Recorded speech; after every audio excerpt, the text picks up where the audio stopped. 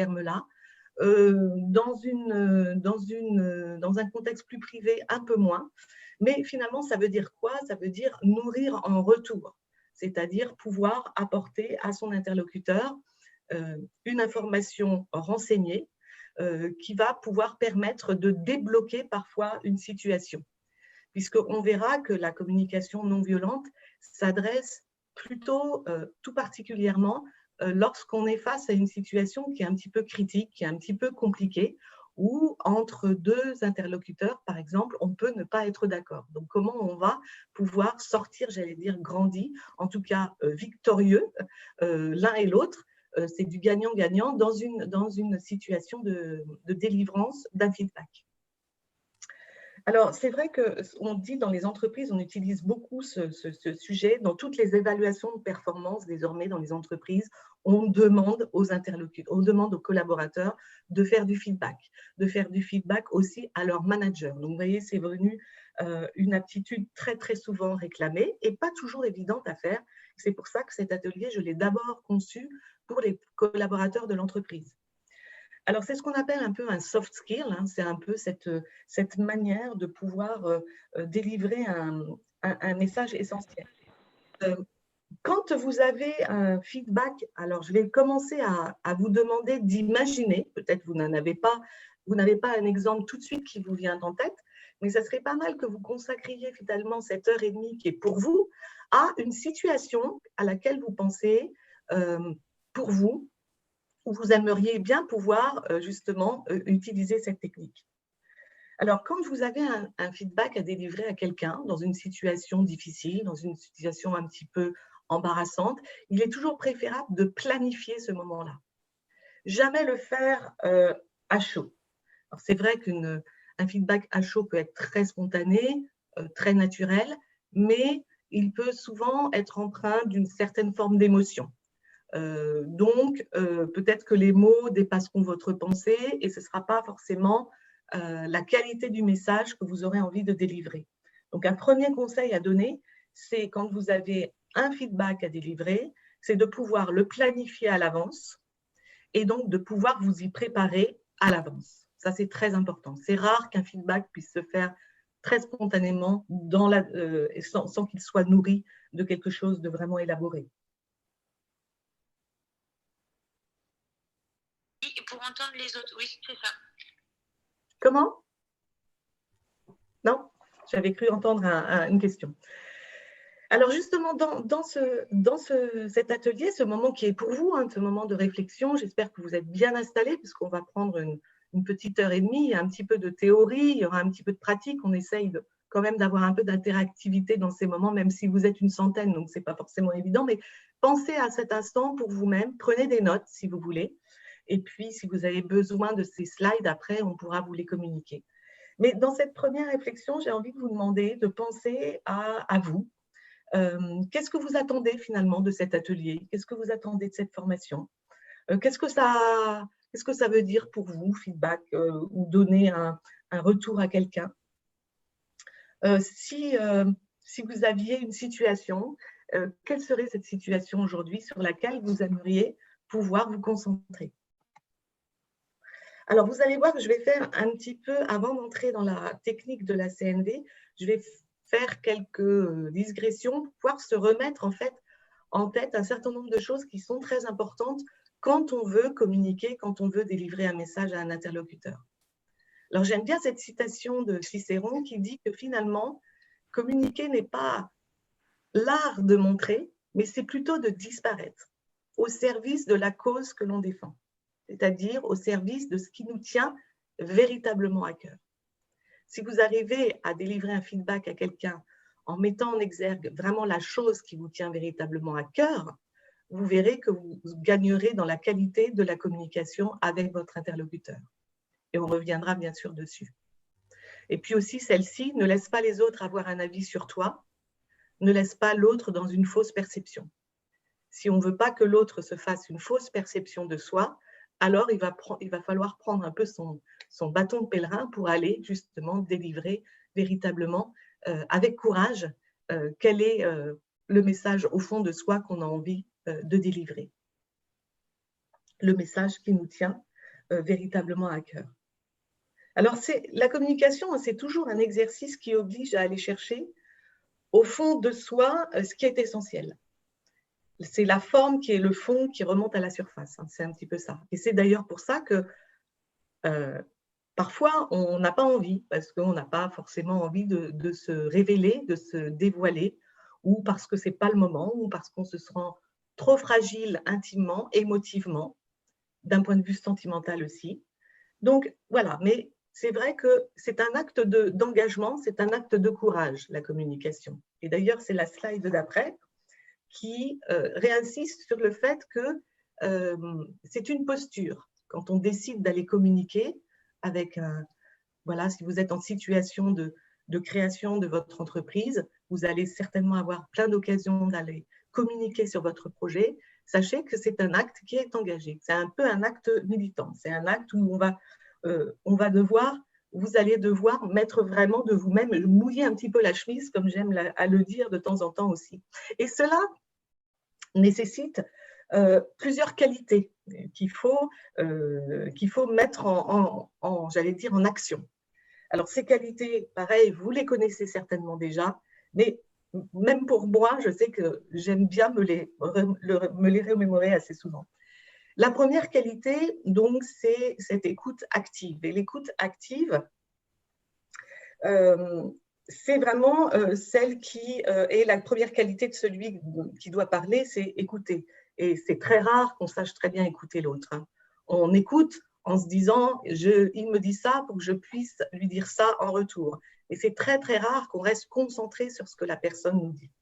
Donc ça, c'est une qualité absolument importante pour pouvoir déjà, même avant de délivrer votre message, être à l'écoute de votre interlocuteur.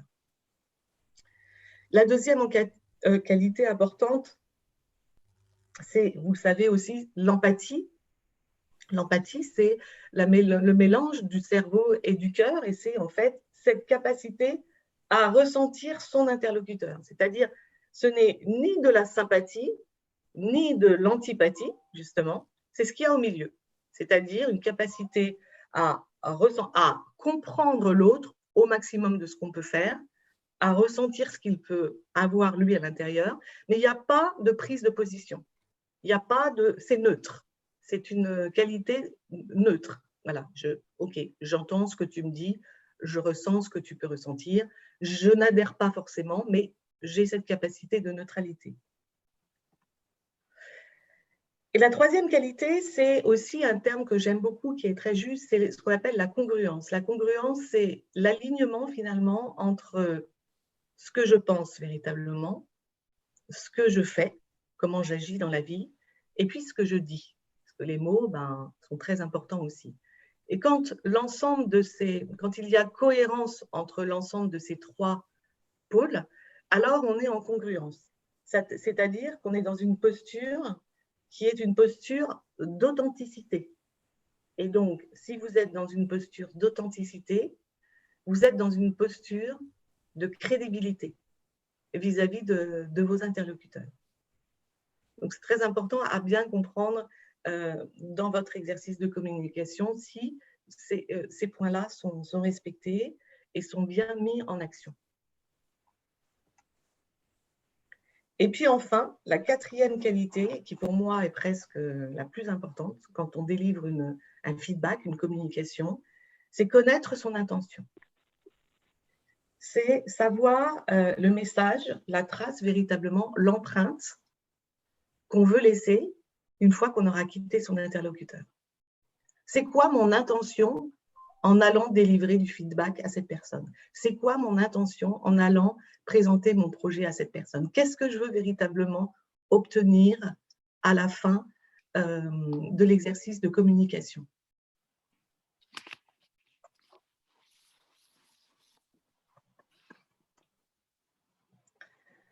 Voilà pour les qualités, donc les qualités d'écoute active, les qualités de congruence, les qualités et la qualité de savoir ce que l'on veut obtenir à la fin.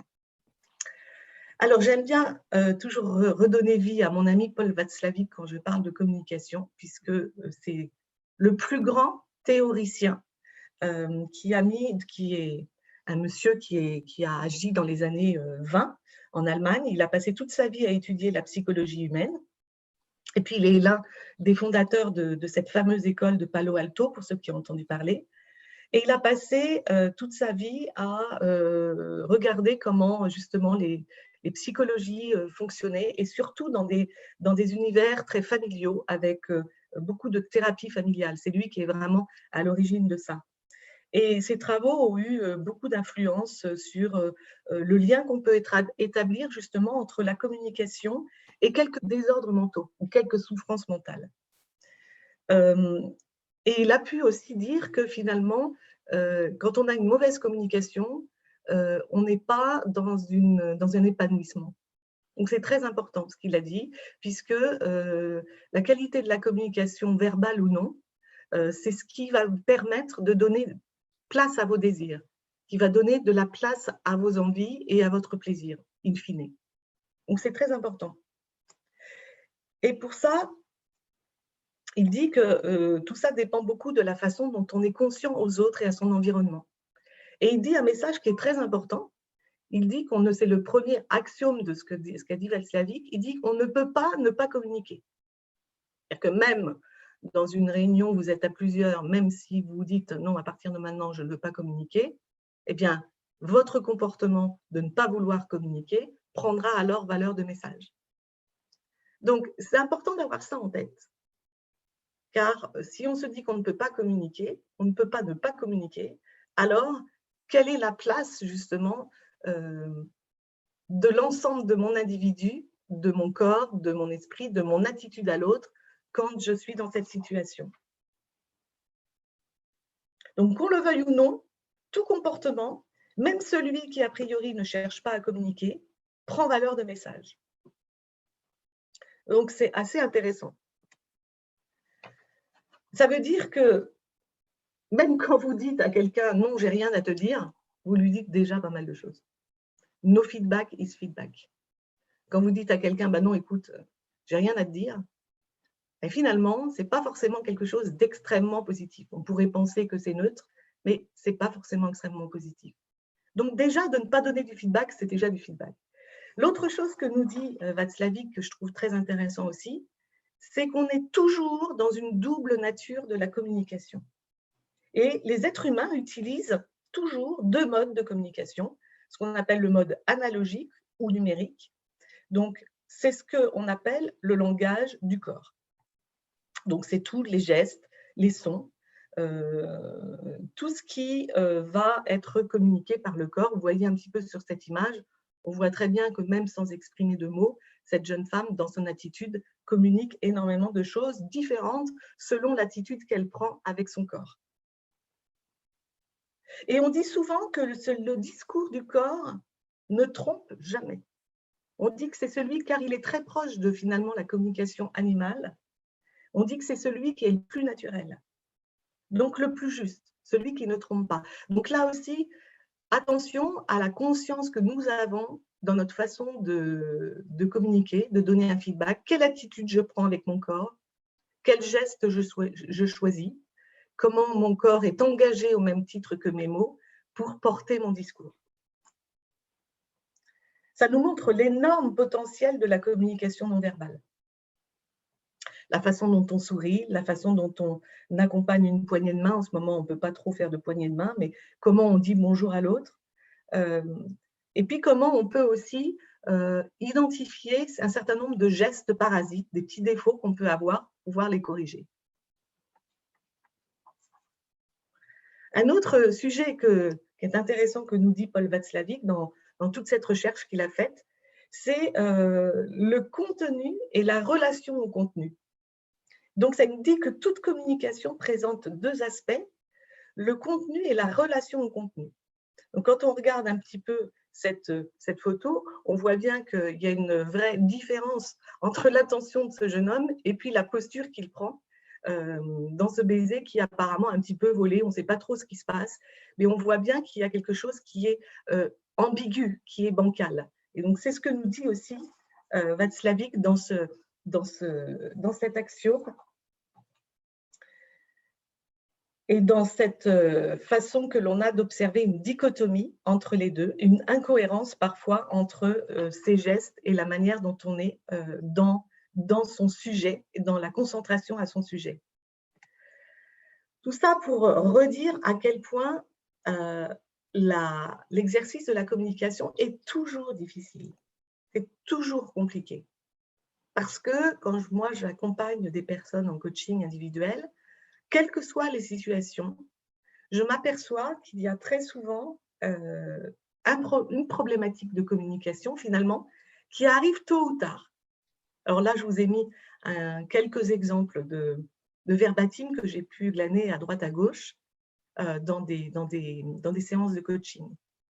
Donc, j'ai l'impression de devoir redire toujours la même chose, j'ai l'impression de ne pas me faire entendre, je n'ai pas trouvé les mots, je perds souvent mes moyens à l'oral, je n'aime pas parler de moi.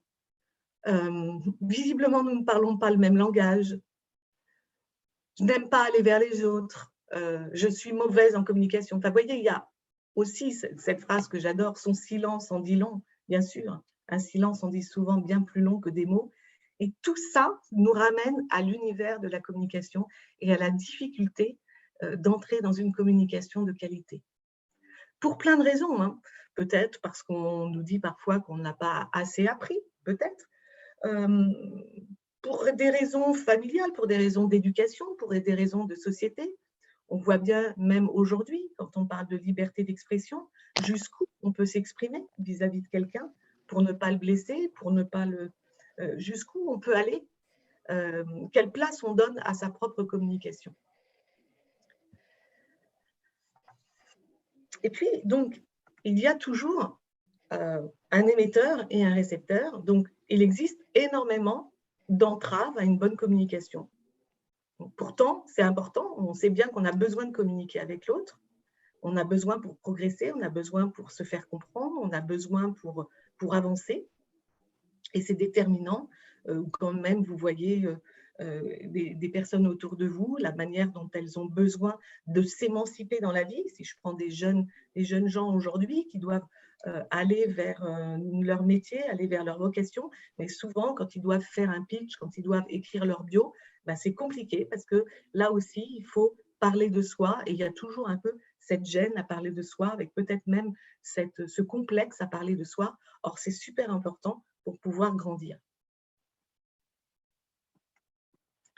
Et donc, comme je le disais, il y a beaucoup de déperditions possibles d'impact entre le haut de cette pyramide et le bas de la pyramide. Si vous imaginez que vous dites quelque chose à quelqu'un, entre ce que vous lui dites lui, ce que vous lui dites à lui, et ce que vous dites vraiment, parce que parfois, il peut y avoir même un décalage entre ce que vous voulez dire et ce que vous dites vraiment. D'ailleurs, je pense que ça vous arrive souvent de dire « Oh là là, j'aurais dû dire ça, puis je n'ai pas pu lui dire ce que j'aurais voulu. » Donc, il y a déjà un décalage.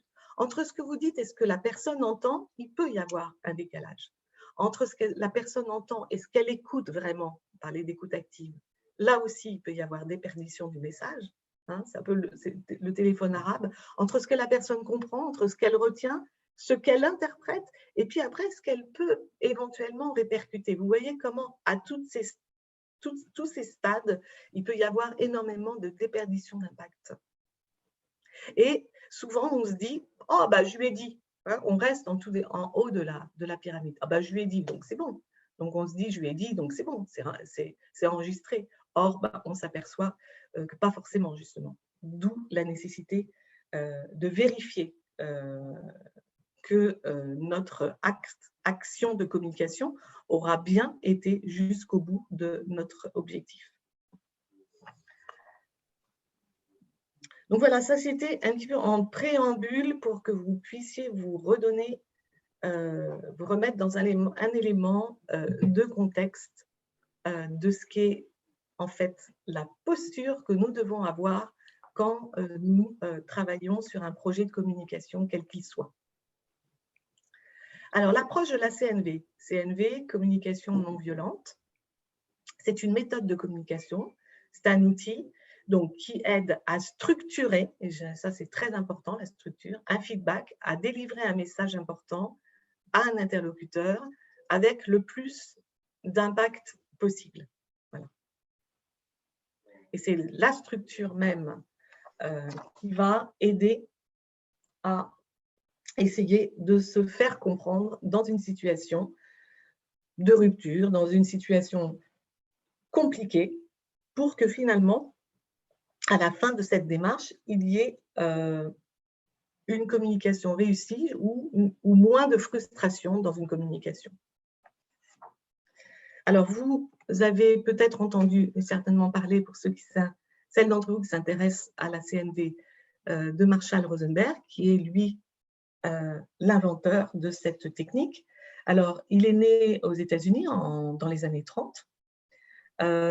Et puis, au cours des 30 dernières années, il a présenté énormément de formations en CNV dans plus de 30 pays dans le monde entier. Il enseigne actuellement en Europe, aux États-Unis. Je pense qu'il est encore, c'est une question, je pense qu'il est encore vivant, mais par contre, il ne délivre plus de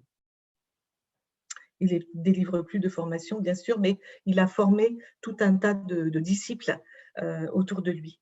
Et ce qui est important à retenir, c'est qu'il parle beaucoup justement de cette empathie au cœur du processus de ce terme de non-violence qu'il attribue au mouvement de Gandhi, en fait, à cette époque.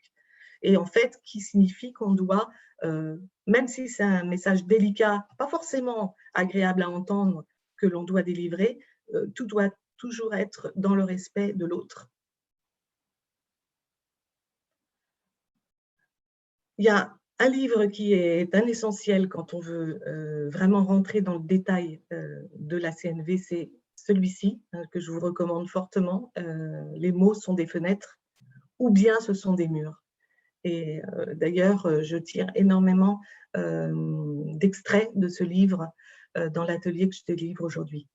Donc, le process de la communication non violente s'applique à toutes les situations de communication pour créer une relation de qualité, comme je disais, et concerne des situations qui sont difficiles, souvent empreintes de jugement, entre deux personnes qui ne sont pas du même avis, où il y a une négociation qui peut être difficile, ou entre des interlocuteurs qui sont dans des positions vraiment ancrées, où il y a des préjugés, bon, vous voyez, où ce n'est pas forcément quelque chose qui est gagné d'avance, on va dire.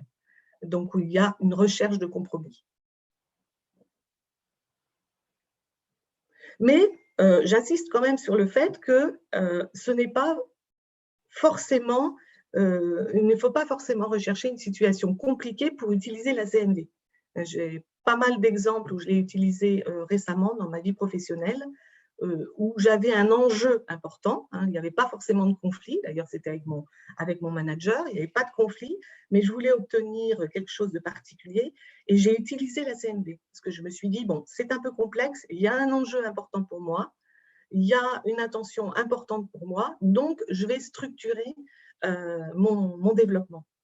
Donc voilà, ce n'est pas forcément dans une situation où c'est compliqué, mais c'est en tout cas dans une situation où il y a pour vous, qu'il soit personnel ou professionnel, un fort enjeu. Donc c'est un processus en 4 étapes. On va rentrer dans ces 4 étapes. On va pas forcément pouvoir détailler tout, hein, mais on verra avec Agathe s'il faut creuser plus tard avec un autre atelier, on reviendra. Là, ici, je vais essayer de vous donner un sentiment de comment ça fonctionne, et puis quelques exemples aussi, et puis on pourra après prendre les questions. Donc, ce processus en 4 étapes, elles sont celles-ci. On a d'abord une partie qui est l'observation des faits de la situation qu'on va voir. Ensuite, on va exprimer des sentiments par rapport à cette situation, c'est l'étape numéro 2. Dans l'étape numéro 3, on va exprimer un ou des besoins. Et enfin, la 4e étape, la plus importante, la plus peut-être compliquée, mais la plus importante pour aller vraiment au bout du processus, c'est l'expression d'une demande. Voilà les 4 étapes. Observer les faits, exprimer les sentiments par rapport à cette situation, exprimer un besoin, exprimer une demande. Alors, l'observation. Eh bien, il faut bien penser à ce moment-là, dans une situation, à ne pas confondre l'observation avec l'évaluation. L'évaluation qui serait déjà un jugement de valeur. Donc là, l'idée, c'est de observer une situation qui soit très objective. On ne va pas commencer son feedback avec son interlocuteur en disant tu as dit ça, tu as fait ça, etc. On va tenter, et ce n'est pas forcément facile à faire, mais on va tenter de prendre dans la situation un fait qui soit très objectif, qui ne soit pas contestable. Si je prends un exemple dans la vie courante, c'est un exemple de situation. Par exemple, je parle d'Arnaud qui joue au foot, qui a fait un match de foot, par exemple. Je vais dire, si je veux être en observation sans évaluation de sa prestation dans son match de football, je vais dire, en 20 matchs, je n'ai pas vu Arnaud marquer un seul but. Voilà, ça va être une observation factuelle. Si j'étais dans une observation qui n'était pas factuelle, je dirais Arnaud est un mauvais footballeur. Vous voyez la différence? Donc, je remarque que Arnaud, depuis 3 matchs, a marqué aucun but. Ça, c'est une observation des faits, observation objective. Mais si j'étais déjà dans l'évaluation, je serais déjà dans un jugement. Arnaud est mauvais en football. Et là, ça serait pas bon parce qu'on prend le risque déjà de mettre son interlocuteur dans une situation de critique, et ce qui n'engage pas ce qui n'augure pas un bon début de communication avec son interlocuteur. D'accord? Donc, imaginez une situation dans laquelle vous êtes, quelque chose qui vous a blessé, quelque chose qui vous a vexé, quelque chose qui ne va pas. Observez les faits avec objectivité. C'est pour ça que c'est bien de se préparer à l'avance, d'écrire les choses pour pouvoir après délivrer quelque chose de structuré et donc de bien nourri. Donc là, je vous ai mis quelques exemples justement. Vous voyez à gauche des exemples d'observation et non, c'est l'inverse, des exemples d'évaluation sur la gauche et d'observation factuelle sur la droite. Donc, par exemple, si on prend l'exemple de Pierre, si on dit Pierre traîne dans son travail, on voit bien que c'est une évaluation, déjà il y a un jugement de valeur.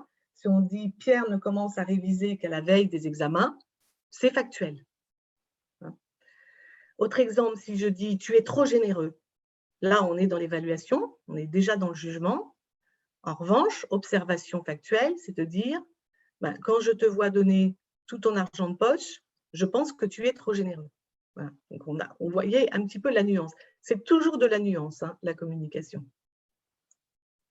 Bon, voilà, quelques exemples ici. Il passe souvent à la maison. Souvent, c'est assez flou. Il passe au moins 3 fois par semaine à la maison. C'est factuel et ce n'est pas ambigu. Voilà. Donc, des exemples de situations et pensez bien sûr à celles qui vous concernent vous. Bon. Il y a toujours dans le début aussi d'une communication un peu ces phrases qui tuent que je recommande de ne pas utiliser du tout quand on commence à délivrer un feedback. Avec, vous savez, ces phrases classiques, tu ne m'écoutes jamais, tu me manques de respect, tu es toujours énervé quand tu rentres du boulot, tu fais toujours passer certains collègues avant moi, tu devrais, tu ne te décourages pas. Si on commence un feedback avec ce genre de phrase qui tue, la personne se sent accusée, déstabilisée, et puis ne sera pas du tout encline à vouloir continuer le dialogue. Et il y a assez vite une rupture de communication. Au contraire, il faut toujours parler de soi et commencer par soi-même. On reviendra aussi sur des exemples, mais avec des phrases qui commencent par « je », le « je » plutôt qui sauve. Je ne me sens pas entendue, je ne me sens pas toujours très à l'aise, je ressens de la frustration. J'apprécierais que tu puisses prendre du temps pour un échange. J'aimerais que, j'aurais envie d'entendre tes encouragements. Vous voyez, ici, déjà, on est dans quelque chose de très différent. On s'adresse à la personne et on lui dit, voilà, j'ai besoin de te parler d'une situation.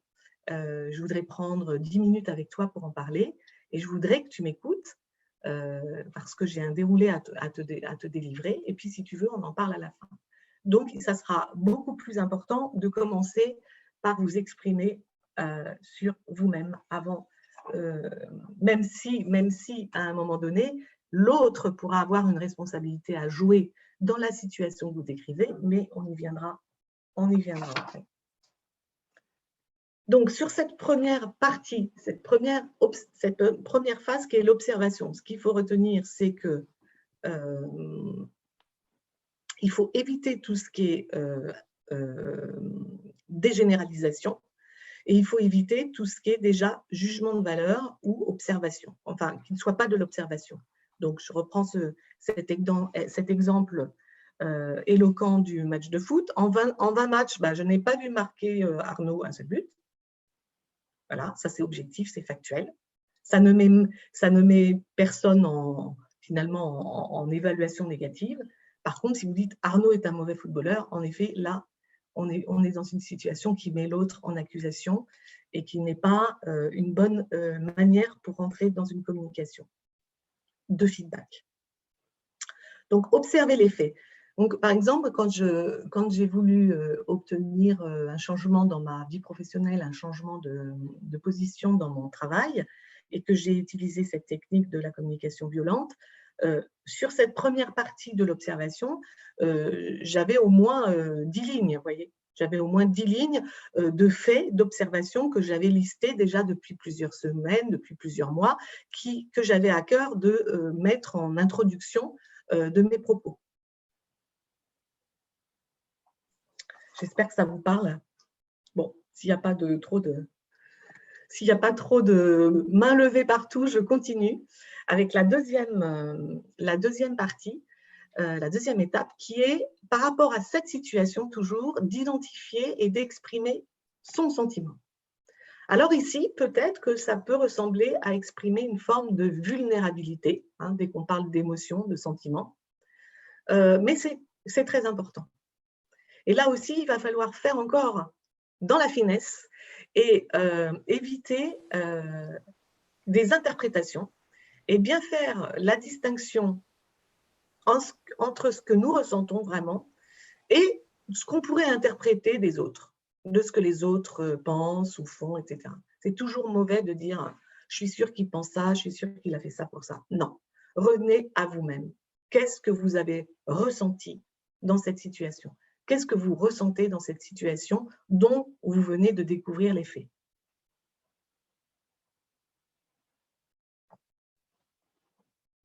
Alors, des exemples de sentiments aussi et de distinction entre mauvaise interprétation et vrai sentiment. Quand vous dites « je me sens vraiment nul à la guitare », c'est de l'interprétation. Parce que vous vous auto-censurez quelque part. Vous vous dites « je suis vraiment nul ». Si vous dites en revanche « je suis déçu par mes talents de guitariste », là, oui, c'est objectif. Là aussi, c'est un vrai sentiment. Je suis déçu, quoi. Je suis déçue parce que je pensais que j'aurais progressé plus vite. Et puis, un autre sentiment, je suis impatient de progresser. Mais aussi, à la négative, je suis assez mécontent de la façon dont je joue. Voyez, ça, c'est bon. Ça, c'est vraiment des expressions de sentiments qui sont justes, qui sont vrais, qui ne sont pas dans le « je me sens vraiment nul » qui, là, est pour le coup très inefficace, parce que pas dans quelque chose de véritablement juste et ressenti. C'est de la mauvaise interprétation de soi-même, mais ça peut aussi s'appliquer dans la mauvaise interprétation de l'autre. Donc, soyez là aussi quelque part assez précis sur votre ressenti. Donc, j'évalue ma compétence, ici dans l'exemple de la guitare, sans exprimer clairement mes sentiments. Si en revanche, j'exprime vraiment les sentiments, alors là, je suis juste. Et les sentiments, ils sont vastes. C'est un vocabulaire affectif qui est très, très riche, très, très riche. Et bon, à part dans les livres, finalement, ou dans les films, je ne suis pas certaine qu'on se permette d'utiliser autant de mots pour soi. Donc, si vous voyez un peu je me suis amusée à en mettre quelques-uns ici, dans l'aspect positif des choses. Donc, voilà, je suis Un sentiment, c'est d'être intéressé, c'est d'être intrigué, c'est d'être soulagé, transporté de joie, c'est d'être libre, c'est d'être admiratif, c'est d'être voilà, intrigué, attendri, comblé. Vous voyez tout le vocabulaire riche que l'on peut utiliser quand on veut faire un feedback à quelqu'un. Mais aussi quand on veut faire un feedback qui exprime un sentiment négatif. Je suis alarmée, je suis dégoûtée, je suis déçue, je suis en colère, je suis fâchée, soupçonneux, frustrée, je ressens de la honte, je suis consternée, voilà. Je suis jaloux. Vous voyez toute la richesse d'un vocabulaire, de sentiments que vous pouvez vous attribuer pour qualifier plus justement, finalement, votre ressenti. Donc, je rappelle, par rapport à une situation que vous décrivez, vous allez devoir dire votre sentiment. Par rapport à cette situation, je me sens comme ça. Donc, à retenir de cette deuxième composante, je vérifie quand même l'heure pour voir si je ne déborde pas. Mais a priori, parce que des fois, je suis très bavarde. Mais ça a l'air d'aller. Donc, à retenir de cette deuxième étape, exprimer ses sentiments. En choisissant un vocabulaire juste, qui vous permet de décrire très précisément ce qui se passe en vous. Ce qui va vous permettre de faciliter le lien avec autrui. Ça peut aussi laisser penser que vous allez montrer un peu de votre vulnérabilité, mais vous verrez par la suite que montrer sa vulnérabilité peut apporter énormément de puissance et de force à votre manière d'entrer en relation avec les autres. Il ne faut pas cacher ses sentiments forcément pour être efficace en communication, bien au contraire.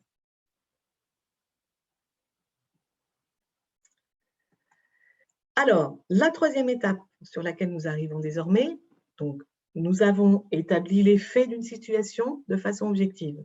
Nous avons exprimé un sentiment par rapport à cette situation. De ce sentiment va découler l'identification d'un besoin, pour vous, hein, pour vous. Avant ça, un petit détour vers la manière dont on peut accueillir des messages négatifs dans la vie. On a 4 façons d'accueillir un message négatif. Première façon, on se sent fautif en y entendant un reproche. Hein, tu es l'individu le plus égoïste que j'ai jamais rencontré sur cette terre, peut nous dire une personne en colère. Donc, on se sent fautif, on dit « oh là là, c'est de ma faute ». La deuxième manière que nous avons de faire, ça arrive, on en a beaucoup autour de soi, j'imagine, c'est rejeter la faute sur l'autre. Mais non, mais pas du tout. C'est pas moi qui suis égoïste, c'est toi. C'est une manière de ne pas prendre le message pour soi et hop, comme une balle de tennis, de le renvoyer à l'autre pour se protéger très souvent. Alors, le troisième choix, c'est de porter son attention sur ses propres sentiments, ses propres besoins. Donc, alors attends, il m'a dit ça, que j'étais l'individu le plus égoïste de la Terre. Ok, qu'est-ce que ça me dit sur moi aujourd'hui, sur mes sentiments, sur mes besoins? Et le quatrième choix, c'est aussi diriger notre attention sur les sentiments et les besoins de l'autre. Alors attends, il m'a dit ça, tu es l'individu le plus égoïste que j'ai jamais connu. Tiens, c'est marrant qu'il me dise ça aujourd'hui. Qu'est-ce que ça peut vouloir dire de ses sentiments, de ses besoins à lui par rapport à moi? Vous voyez, donc, c'est dans le troisième choix, le quatrième choix, en fait, ça vous invite à prendre du recul par rapport à un message négatif qu'on va vous délivrer. Prendre le message pour soi, oui, pourquoi pas, mais finalement, c'est vous mettre en défaut alors que peut-être vous n'êtes pas du tout concerné dans cette situation. Rejeter la faute sur l'autre, ce n'est pas forcément une situation qui va régler la situation, ce n'est pas une façon qui va régler la situation, parce que finalement, ça va continuer de nourrir le conflit. Par contre, porter attention à ses besoins, porter attention aux besoins des autres, là, c'est quelque chose qui devient intéressant. Alors, bien sûr, pour exprimer ses besoins, il faut savoir les trouver, les identifier. Et puis, plus on va chercher qui ils sont vraiment, ces besoins, où ils se situent, eh bien, plus nous nous donnons des chances de pouvoir les satisfaire.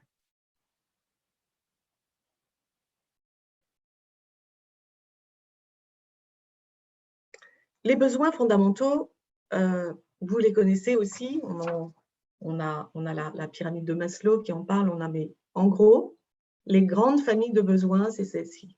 C'est l'autonomie, le besoin de célébrer, l'intégrité ou le respect, l'interdépendance, les besoins physiologiques, évidemment, le jeu et tout ce qui est autour de la communication spirituelle. Voilà en gros les grandes familles de besoins. Donc, par rapport à une situation que vous allez, sur laquelle vous faites votre feedback, ça sera intéressant d'identifier le besoin vraiment qui est très important pour vous, qui est vital pour vous. Alors, cette hiérarchisation des besoins, vous les connaissez, c'est la pyramide de Maslow, et c'est intéressant parce que c'est quand même ce qui est fondamental pour un être humain pour se sentir dans son accomplissement. S'il y a un des niveaux ou un d'entre eux qui n'est pas respecté ou qui n'est pas nourri, il va y avoir un réel déséquilibre psychologique dans la personne. Alors, si on prend le premier besoin physiologique, moi, je me suis amusée à voir dans cette pyramide-là à quoi ça correspondait dans le monde du travail, par exemple. Donc, les besoins physiologiques, les besoins de base, respirer, boire, manger, si je traduis ça dans le monde de l'entreprise ou dans le monde du business, dans le monde professionnel, les besoins de base, c'est d'avoir un salaire qui permet de vivre décemment. C'est ce qu'on appelle avoir un job alimentaire, un job gagne-pain. Voilà, ça c'est le premier niveau de la pyramide. Le deuxième niveau de la pyramide, le besoin de sécurité, eh bien, dans le monde du travail, c'est posséder une stabilité d'emploi. C'est un environnement et des conditions de travail dans lesquelles je me sens en sécurité. Un peu plus haut, le besoin d'appartenance. Eh bien, dans le milieu du travail, c'est se sentir intégré dans un groupe de collègues, c'est se sentir informé régulièrement de la vie de l'entreprise. C'est l'inverse de se sentir dans un placard, vous voyez, par exemple, dans le monde de l'entreprise. Encore un peu plus haut, le besoin d'estime. Donc, dans le travail, c'est d'être reconnu par son manager, par ses collègues, exercer un métier utile, posséder un titre, par exemple, qui soit vraiment valorisant, exercer dans un espace de travail qui soit prestigieux, par exemple. Et enfin, l'ultime besoin, celui d'accomplissement, celui qui fait qu'on on baigne, j'allais dire, dans quelque chose de très accompli, c'est le besoin d'accomplissement.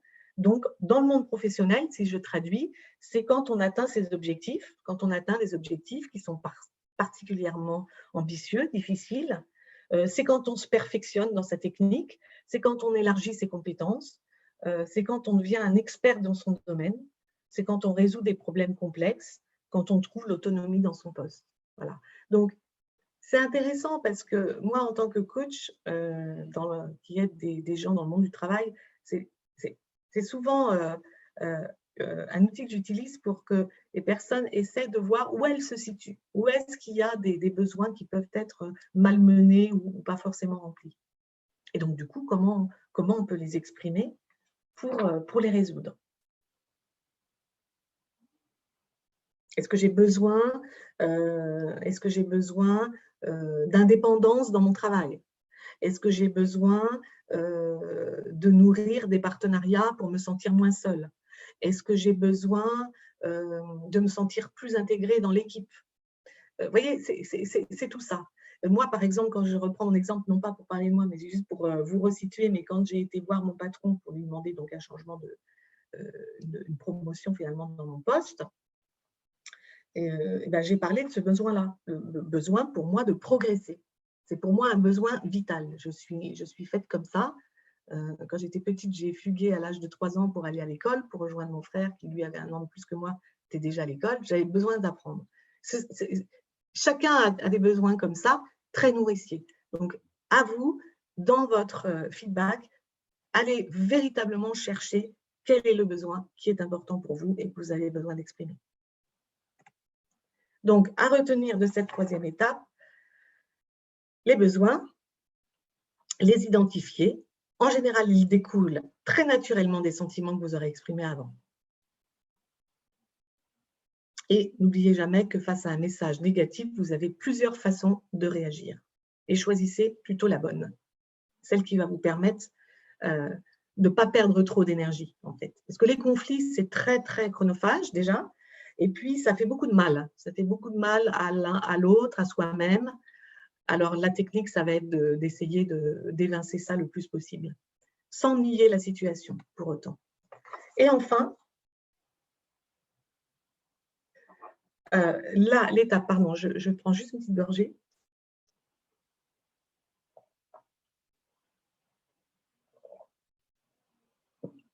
Et enfin, l'étape ultime, la plus importante, la plus compliquée, mais la indispensable, c'est-à-dire que si vous passez par les 3 étapes et que vous n'arrivez pas à la demande, en gros, ça ne sert à rien, pas la peine, vous aurez perdu un peu de temps.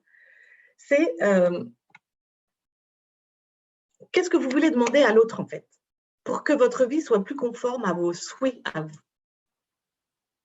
Et il va falloir le faire de telle sorte que l'autre prenne presque plaisir à répondre à vos besoins. Bon, toujours simple, mais donc avec la formulation d'un langage d'action plutôt positif.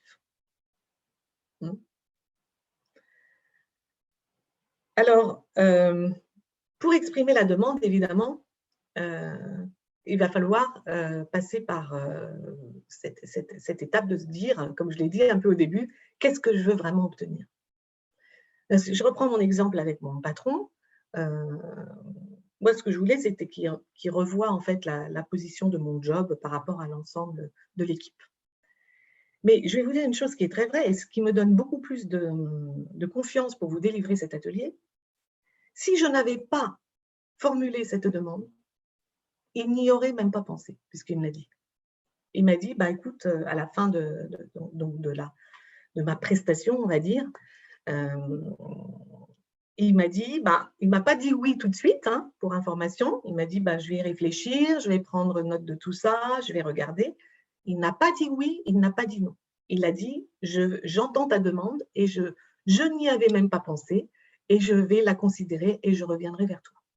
Donc, ça l'a presque déstabilisé parce qu'il ne s'attendait pas à ce que je lui demande ce genre de choses. Donc, et pour la petite histoire, finalement, même si ça a pris plusieurs mois, la réponse a été positive. Donc, je suis d'autant plus, comme je vous disais, confiante dans l'utilité de cette démarche très construite de communication par la CNV. Alors, des exemples de demandes issus de situations, comme vous le comprendrez, hein, très, très diverses. Hein, donc, mais une demande, seriez-vous d'accord pour m'indiquer votre avis personnel sur la question? J'attends de toi que tu me répondes sur ce point précis. Est-ce que tu en es d'accord? Dans une situation plus de vie personnelle, j'aimerais que nous passions au moins une soirée par semaine sans regarder la télé. Est-ce que tu serais d'accord pour réfléchir à ma proposition de choisir cette destination de vacances? Ou alors, selon toi, quelle serait la meilleure manière d'obtenir un rendez-vous avec cette personne? Ou j'aimerais que tu m'aides à évaluer mes chances à obtenir ce job. Voilà, quelques exemples de demandes que vous pouvez formuler. Donc, à retenir de cette 4e et ultime étape de la CNV, elle nous invite à formuler une demande claire. Plus nous nous exprimons avec précision, plus nous avons de chances de l'obtenir. Là aussi, la demande ne doit pas être trop éloignée d'une réalité possible. Hein. Il y a peut-être aussi des étapes. Si c'est trop exigeant, si c'est trop, comment dirais-je, idéaliste, utopique, il y a des chances que la réponse à la demande soit non. Donc, ayez la subtilité aussi de voir par quelle étape peut-être différente vous allez passer. Et arrangez-vous toujours pour que la réponse soit oui, soit un oui, dans un premier temps. Donc, l'objectif de la CNV, je rappelle, ce n'est pas de changer les autres, ce n'est pas de changer leur comportement,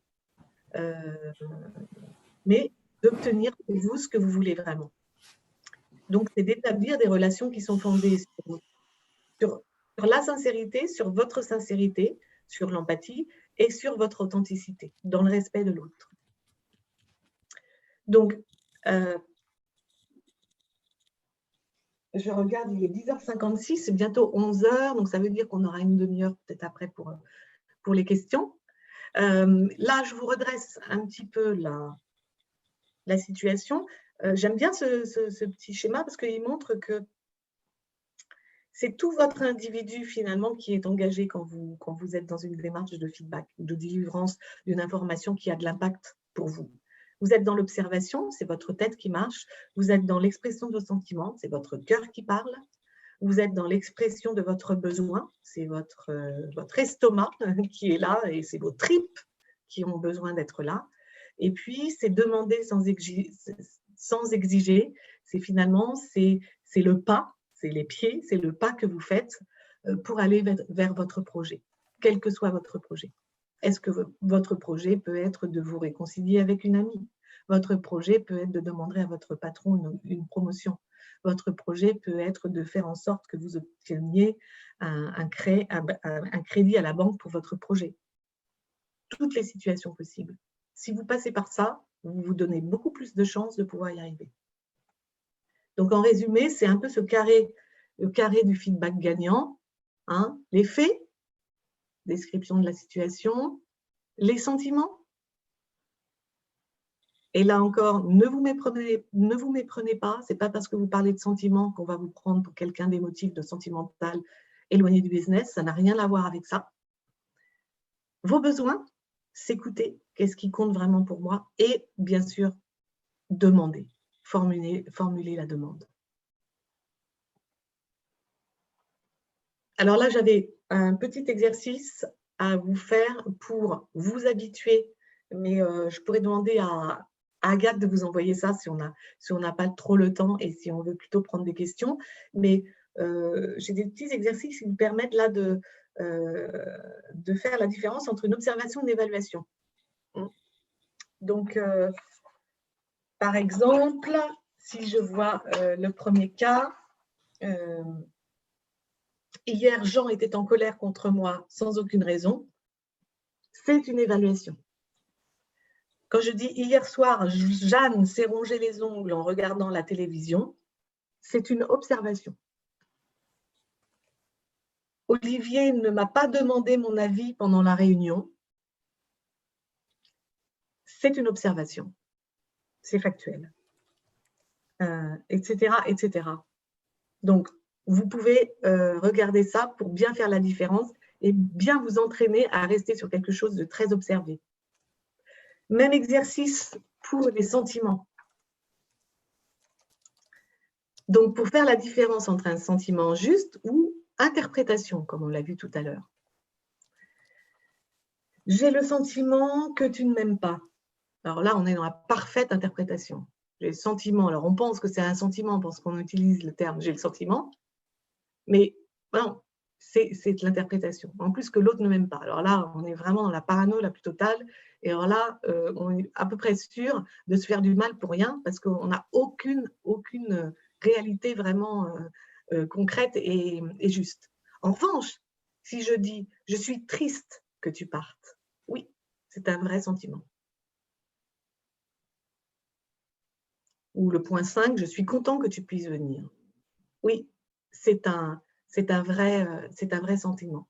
En revanche, tu es exaspérant, non, ce n'est pas un sentiment, c'est une interprétation. Voilà pour reconnaître les sentiments et ne pas les confondre avec des interprétations. Pour identifier des besoins. Je suis en colère quand tu dis cela parce que j'ai besoin de respect et j'entends tes paroles comme une insulte. Voilà, là, c'est vraiment un besoin exprimé. C'est assumer la pleine responsabilité de ses sentiments. Si je prends le point 3, par exemple, je suis triste que tu ne viennes pas dîner parce que j'espérais que nous pourrions passer la soirée ensemble. Oui, c'est un besoin exprimé. Je suis déçue parce que tu n'as pas tenu ta promesse.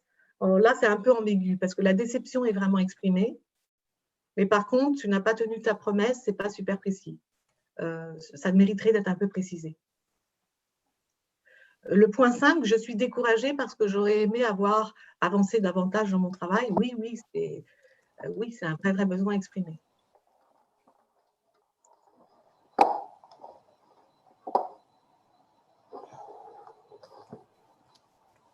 Voilà quelques exemples que je voulais partager avec vous. Il y en a plein, vous en trouvez plein dans le bouquin de Rosenberg qui sont issus de la vie aussi personnelle, de la vie professionnelle aussi, mais beaucoup dans la vie personnelle, beaucoup dans la vie des familles.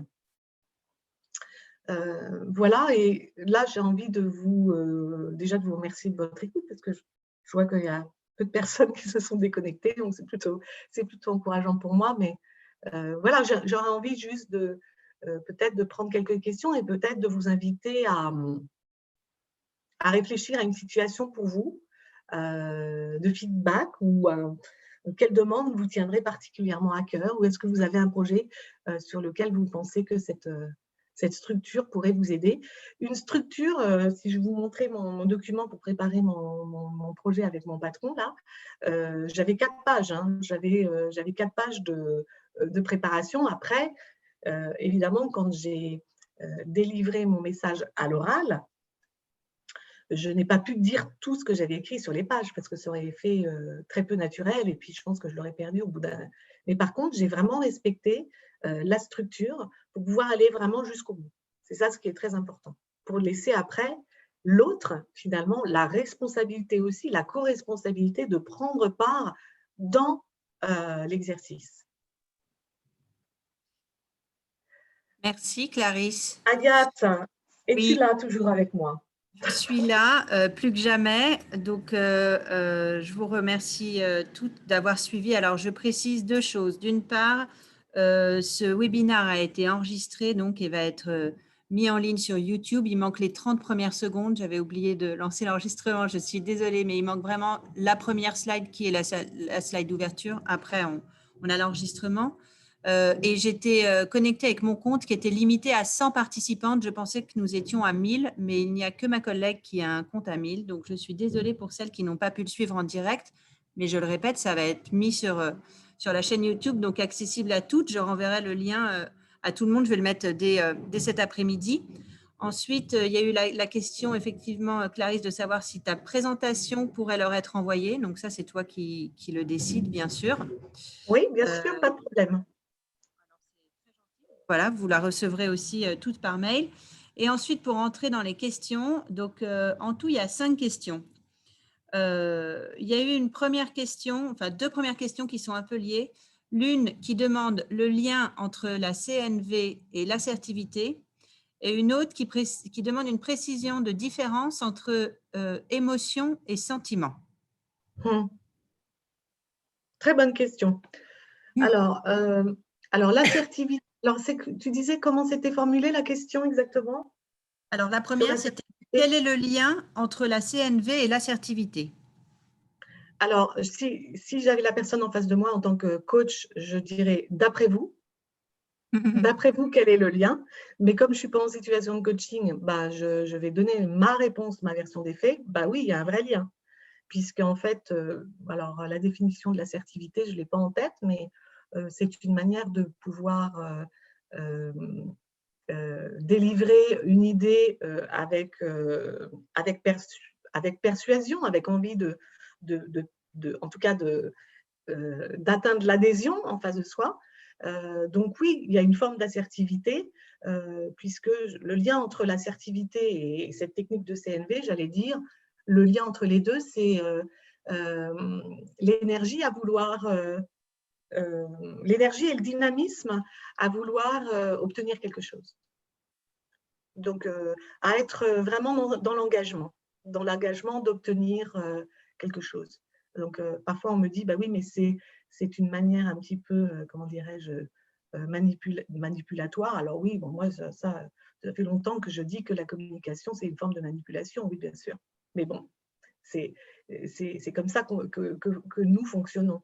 Mais ce sont des manipulations qui sont vertueuses pour nous-mêmes, puisque l'objectif, c'est d'obtenir quelque chose de bon pour soi. Je répète toujours en coaching, la personne la plus importante dans sa vie, c'est soi-même. Parce que personne... Moi, j'étais vraiment, je redis ça, mais j'étais effarée quand j'ai parlé avec mon patron de mon projet d'évoluer dans cette boîte et qu'il n'y ait même pas pensé avant, quoi. Donc, si vous ne pensez pas pour vous, bon, il y a des gens bienveillants autour de vous qui vont penser, dire tiens, tu devrais faire ci, tu devrais faire ça, tiens, je t'encourage à faire ça. Mais en fait, c'est quand même à vous vous êtes le meilleur, votre meilleur ami. Voilà pour la première question. Est-ce que ça répond? Oui, je pense que oui. Oui. Bon.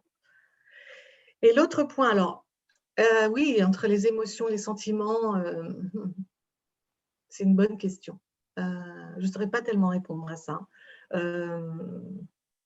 Alors, l'émotion, c'est vraiment quelque chose qui s'exprime dans le corps, immédiatement. C'est très physique, l'émotion. La colère, c'est très physique. Le rire, c'est très physique. Pleurer, c'est physique. Voilà. L'émotion, elle parle avec le cœur, le corps. Le sentiment, j'allais dire que c'est l'interprétation intellectuelle de l'émotion. Donc voilà, un sentiment de joie. Je suis joyeuse, je rigole. Ça, c'est l'émotion. Je le sens, c'est tout de suite, c'est immédiat, c'est dans mon corps. Et si je dois l'exprimer avec des mots, avec un peu d'intellectuel, avec un mot un peu plus intellectuel, je vais parler de sentiment. Mais on parle de la même dimension. Ça répond à la question? Je pense aussi, parce que c'est très clair. Alors, je tiens à te dire aussi que dans les remerciements, la clarté de ta présentation a été soulignée plein de fois, vraiment. Ah bah, tant mieux, ça me fait tellement plaisir parce que bon, c'est un peu complexe. Et tant mieux si c'est clair. Écoute, il semble vraiment que ça a été très, très accessible. Ensuite, donc, il y a deux questions qui sont aussi proches l'une de l'autre, qui sont la question des destinataires de l'application de cette communication. Donc, il y a une première personne qui a demandé comment on pouvait appliquer la CNV à des personnes toxiques, voire des pervers narcissiques, et une autre personne qui parlait de comment garder la communication avec quelqu'un qui fuit l'échange. Donc, en gros, voilà, c'était la question des destinataires qui ressortait. Et oui, bien sûr, c'est ça le plus compliqué. C'est bien sûr très compliqué parce que vous pouvez avoir en face de vous, en effet, des personnalités pour des raisons diverses et variées qui ne veulent pas entrer en communication. Donc, en effet, dans ces cas-là, c'est très compliqué, voire parfois impossible. Voire parfois impossible. Moi, il m'est arrivé d'être en situation avec des gens qui refusaient toute communication. Donc, dans ces cas-là, vous avez le choix entre deux choses. Soit vous vous retirez de la communication parce que vous ne voulez pas y laisser des plumes, donc c'est de la protection. Soit vous y allez quand même, mais dans la formulation de votre demande, il va falloir certainement réduire un peu l'ambition de la demande pour procéder par exemple. Après, il faudrait que je puisse travailler avec chacune d'entre vous dans des situations particulières pour voir de quoi il s'agit. Mais c'est ça. S'il n'y a pas de volonté d'écoute de l'autre en face, c'est sûr que ça peut être compliqué. Mais ça se tente quand même. Ça se tente quand même. Ça demande un peu de préparation et ça demande un peu, en effet, de courage. Et il faut prévenir la personne, la mettre dans un cadre où vous vous donnez le plus de chances possible que puisse quand même y avoir une réception. Voilà. Et puis, si ça ne marche pas la première fois, peut-être que ça marchera la deuxième. Donc, il ne faut pas se décourager non plus.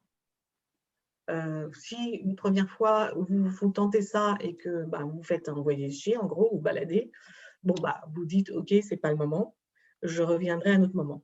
Et si vous n'y arrivez pas à l'oral, vous pouvez le formuler à l'écrit.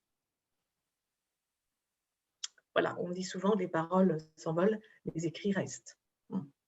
Donc, écrire les choses sur un courrier peuvent aussi avoir, en utilisant la même structure, peuvent avoir un effet de distanciation psychologique parce que la personne aura pris le temps de lire le courrier et vous pouvez peut-être espérer que ça puisse, vous puissiez gagner quelque chose. Mais, Okay.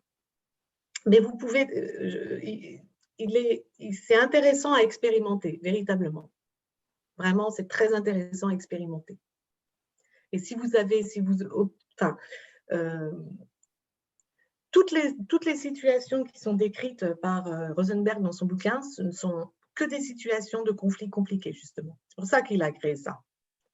En fait, au départ, il a créé ça parce qu'il travaillait beaucoup avec des politiciens pour régler les problèmes entre Israël et la Palestine dans des années très compliquées. Pas forcément résolu, mais tout ça. Donc, il a beaucoup travaillé sur des situations de guerre, des situations de conflits politiques très compliqués. Alors, mais j'insiste sur le fait que vous ne pouvez pas changer la personne que vous avez en face de vous. Vous ne pouvez changer que le regard que vous portez sur elle. Et vous pouvez changer vous-même, faire des choix pour vous. Mais malheureusement, vous ne pouvez pas changer la personne que vous avez en face de vous. Vous pouvez l'amener à des choses pour vous, comme je l'ai expliqué. Mais si vous ne tentez pas, il y a des chances que ça n'arrive jamais. Donc, de toute façon, c'est intéressant que vous preniez le lead, la responsabilité quand même de le tenter. Alors, sinon, pour les interlocuteurs, moi, ça marche très, très bien avec les ados, par exemple, avec des personnalités jeunes avec qui vous avez envie de dire des trucs. Ça marche très bien aussi dans les couples. Ça marche dans toutes les situations. Alors, c'est surprenant au départ. Vous pouvez avoir des interlocuteurs qui vont dire « Tiens, c'est bizarre, elle veut me parler. » C'est surprenant parce que c'est un acte un peu spécial et qui n'est pas forcément quotidien, parce qu'on a l'habitude de se parler comme ça, de façon, j'allais dire, assez anodine et spontanée. Donc, voilà, quand vous dites à quelqu'un, tu sais, j'aimerais prendre, si ça ne t'embête pas, j'aimerais bien prendre 20 minutes avec toi, j'ai besoin de te parler de quelque chose qui est important pour moi. Ce serait bien qu'on aille prendre un café quelque part ou qu'on se fasse un resto. Parce que c'est important pour moi, ça me tient à cœur de te parler d'une situation voilà, que j'ai vécue, qu'on a vécue. Et j'ai besoin que tu m'entendes sans m'interrompre pendant au moins une petite dizaine de minutes. Puis après, si tu veux, on en parle.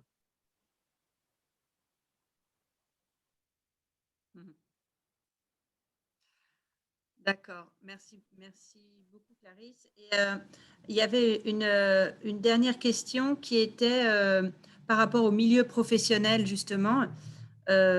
Comment formuler sa demande, voire exposer sa vulnérabilité en milieu professionnel sans prendre le risque évidemment de se faire juger négativement? Aucun risque à être jugé négativement si vous exprimez vos sentiments qui sont des sentiments justes. Alors, exprimer un sentiment ne veut pas dire entrer dans le sentimentalisme. Vous voyez, il y a des fois une confusion là-dedans. Exprimer un sentiment ne veut pas montrer qu'on est sentimental. C'est pas ça. Exprimer un sentiment est juste de dire, voilà, c'est important pour moi. Dans cette situation, je me sens… alors, ça peut être en plus un sentiment très positif. Hein, si vous dites j'ai envie de travailler sur ce projet, par exemple. Si votre situation, c'est de dire, voilà, il y a un projet qui va être mené, vous observez l'effet du projet, c'est un projet à long terme, ça va permettre de réaliser ça. Et moi, j'ai très envie de travailler pour ce projet. Je me sens très stimulée par ce projet. Là, vous exprimez un sentiment. Je me sens très stimulée, très motivée par rejoindre cette équipe pour cette équipe projet. Voilà. À l'inverse, si vous avez un sentiment négatif à exprimer qui est de dire, bah, écoute, j'ai plus envie de travailler pour ce projet, pour cette équipe, je ressens trop de frustration, par exemple, en ce moment, dans ce projet. Bon, vous ressentez de la frustration, c'est quelque chose qui est tout à fait exprimable dans un monde d'entreprise aujourd'hui. Ce qui ne serait pas acceptable, c'est si vous en arrêtiez là, en fait. Parce que finalement, quand vous exprimez un sentiment négatif, vous passez pour quelqu'un comment dire, de jamais content. Par contre, vous allez aller jusqu'à l'expression de la demande. Donc, vous allez apporter quelque chose de constructif dans la situation. Donc, l'expression de votre sentiment va aller jusqu'à la demande, donc va apporter quelque chose de très, très complet. Très, très complet. Et donc, vous ne prendrez jamais le risque d'être perçu comme quelqu'un d'un autre monde. Au contraire, vous passerez pour un vrai leader. Tous les leaders aujourd'hui expriment leurs sentiments, voire même leur vulnérabilité. Ce n'est plus, alors peut-être à part dans certaines entreprises très, très rétrogrades, j'allais dire, mais globalement, ça marche, mais une fois de plus, que si vous exprimez après votre besoin. Si vous êtes frustré, bah, là, je sens vraiment de la frustration dans ce projet parce que moi, mon besoin, c'est vraiment d'aller plus loin et c'est d'être dans une démarche de construction avec les équipes. Donc, ma demande, c'est soit de quitter le projet pour aller, soit de faire venir dans le projet une autre personne. Et si votre demande est constructive, vous voyez, c'est l'ensemble qui va vous faire vous positionner comme un leader. C'est vraiment une situation de communication, de leadership, hein, cette démarche-là. Mais si vous arrêtez au sentiment, bah, so what? On va vous dire, bah oui, vous n'êtes pas content, bah oui, c'est comme ça, la situation est comme ça aujourd'hui, j'y peux rien. Oui, mais attends, moi j'ai quelque chose à te demander, j'ai quelque chose à te proposer. En fait, c'est une proposition que vous faites dans la demande. Mais ça veut dire qu'il faut l'avoir avant. Si vous ne l'avez pas, ce n'est pas la peine d'y aller, ce n'est pas le moment. Il faut attendre d'être très, très clair sur sa demande. C'est pour ça que je reviens sur le début. La qualité première d'une communication, c'est de savoir ce qu'on veut, ce qu'on veut obtenir. Quelle trace on veut laisser et ce qu'on veut obtenir, vraiment, véritablement. Sinon, ce n'est pas la peine d'y aller. On se fait du mal, on trébuche pour rien et on passe, on peut passer pour quelqu'un, en effet,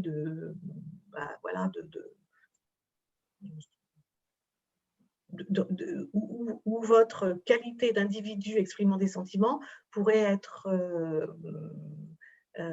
tristement perçue et jugée. J'espère que ça répond à la question. C'est vraiment un point très, très important. Ne pensez pas qu'exprimer ses sentiments est exprimer une vulnérabilité, c'est exprimer tout simplement la richesse justement de votre compréhension aussi d'une situation globale. Et ça ne fonctionne que s'il y a l'ensemble de cette…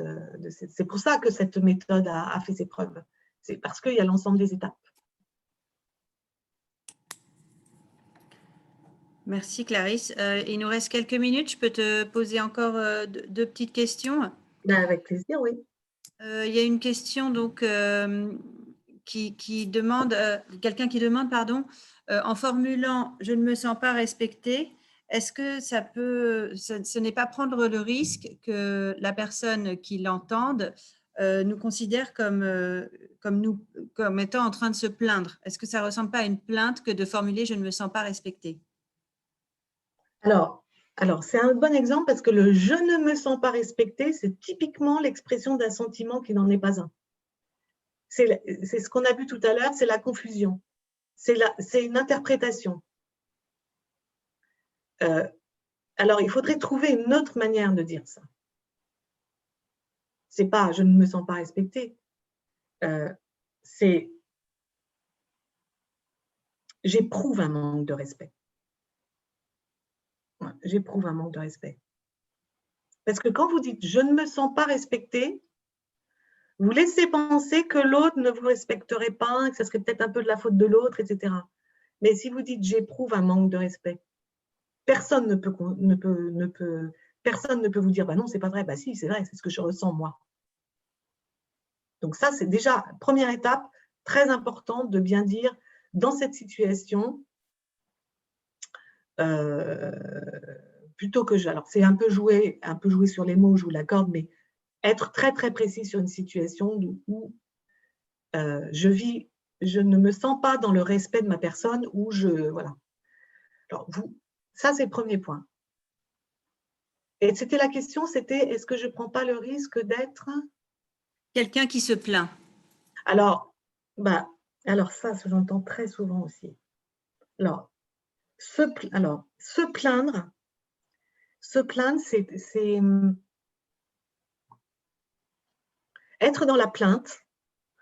C'est vrai que on parle d'une personne qui est dans la plainte. Quand c'est une personne, on entend toujours souvent se plaindre.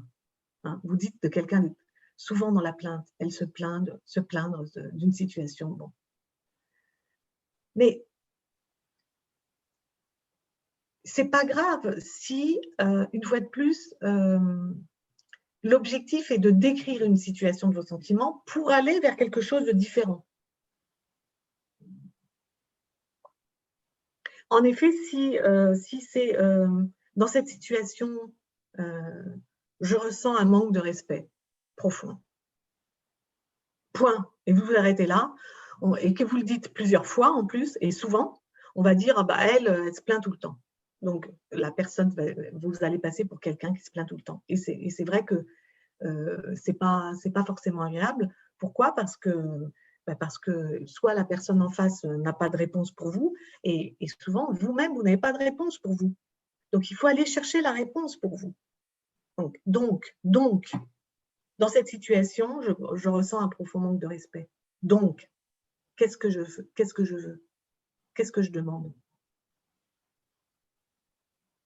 Il faut factuellement dire ce que vous voulez. Donc, si par exemple, j'essaye de trouver une situation, si c'est parce que la personne, on lui parle mal en réunion, par exemple, la demande, ça va être, donc, je te demande, à chaque fois que nous nous trouvons dans une réunion en public et que tu utilises ces mots pour parler de moi, ce qui, je viens de te dire, ne me convient pas, je te demande de ne plus reproduire cette situation. Donc, vous voyez, il faut absolument que la plainte, oubliez ça. Oubliez le fait que vous allez, on va vous dire que… Oui, vous vous plaignez d'une situation, en effet, donc c'est la réalité. Si vous vous arrêtez là, vous allez passer par quelqu'un qui se plaint toujours et ça sera très négatif pour votre image. En revanche, c'est la demande qu'il faut formuler. Ok, donc par rapport à ça, je vais te demander quelque chose.